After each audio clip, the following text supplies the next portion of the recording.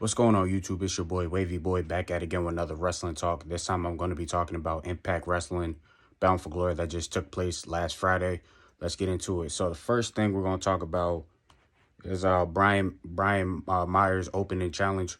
Who accepted it? It came out. It was Dirty Dango. For anybody that's like OG or watch like WWE Fandango. But him basically, so he answered the challenge and yeah, he lost. Brian Myers got him up out of there and won the challenge. Next thing, Tommy Dreamer introducts Raven into a Hall of Fame.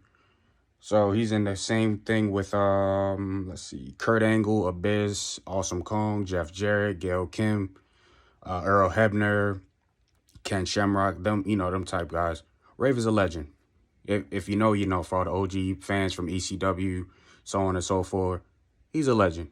Next thing, Mike Bailey versus Frankie Kazarian for the X Division title. Frankie somehow won by submission. I'm still confused on that. Like when I heard he was in that match, I was like, was he just in AEW? But anyway, Frankie's your new X Division champion. Moving on. Mickie James versus Mia Yim. This was supposed to be Mickey's last rodeo match or whatever, but nonetheless, she got the win, hitting a finisher on Mia Yim, and yep, it looked like she's still wrestling. Next thing. Oh, the Knockout World Champion. You had Deaonna, Chelsea Green versus the Death Dollz. The Death Dollz are the new champion. I'm not going to get more into it. The only thing I heard was there's a rumor that Chelsea Green is supposed to be going to WWE. I don't know if it's true, but if she ends up there, will we see Matt Cardone, her husband, follow along? I highly doubt it, since he's doing his thing in the independent wrestling thing with him going to GCW, internet wrestling, and them type things. So yeah, just if you don't happen to see Chelsea Green on like the next shows or whatnot, you know why. You heard it from here. Anyway. Oh, next match, another World Tag Team title, Motor City Machine Guns versus Mike Bennett and Mike Raven. Mike Raven and Mike Bennett defeat the Motor City Machine Guns. Next match, the 2020 competitor Call Your Shot Gaunlet. Eric Young first started it off, and then they got into it. It was a lot of people in there. You had, Bully Ray was in there, which was a shocker. You had Rhino that was in there. Taylor Wilde was in there. Couple OG names in there, and the last person that was in it was Matt Cardona was the last competitor, and it came down to Bully Ray and Steve Maclin. Bully Ray wins by hitting with his bully bomb. I was going to say bubble bomb, but, bully bomb. So he wins the Gaunlet on Call Your Shot. So he can go after whatever title. I guess that's how it looks like it. Next match, Jordynne Grace versus Marsha for her knockout champion. Jordynne Grace is still your champion for knockout. So that makes Marsha, they said she was undefeated or whatever, but nonetheless, she ain't undefeated no more, so Jordynne Grace got the win. And then your main event, Josh Alexander versus Eddie Edwards. This match was pretty cool. It got a little bit, extreme to the point where, like, Eddie slammed Josh Alexander on the hardwood floor when they exposed the hardwood floor. They had a table. It didn't get used.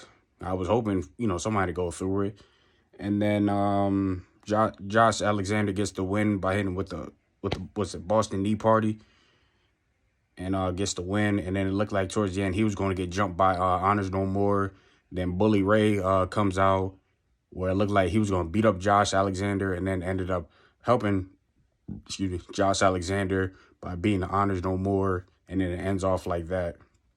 Now, all in all, my opinion on this pay-per-view, I totally forgot about it. Because this was on the same night when AEW had Battle for the Belts. And I remember I was scrolling on the timeline, seeing what people was talking about between and you had Friday Night SmackDown too. Friday Night SmackDown was getting ready for Extreme Rules in Philly the next day. So I would say it was kind of bad timing. Me personally, this would have been dope if they had did Bound for Glory like the week before Halloween or something. Just something to spice it up. Because you were battling against AEW, which they was in Philly, and then they had Battle for the Belts, the extra 2 hour special because of what Tony Khan had tweeted.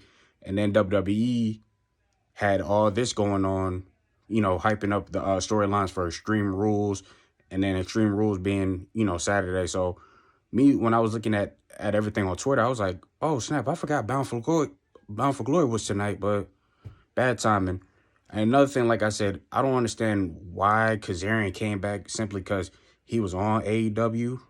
So I guess he just flip-flopped, got the belt, and then it seemed like Bully Ray stole the whole show.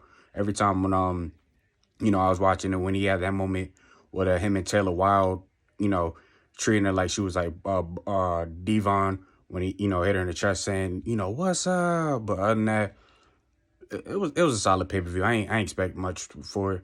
I'm shocked not too many wrestling YouTube pages even talked about it. I guess everybody's so focused with WWE and AEW. Me, on the other hand, I'm gonna try to talk about anything wrestling related. So hopefully I'll have more videos in the future.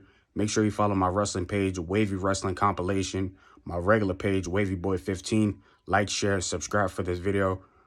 Tell a friend to tell a friend. And until the next time, I'm out. Peace.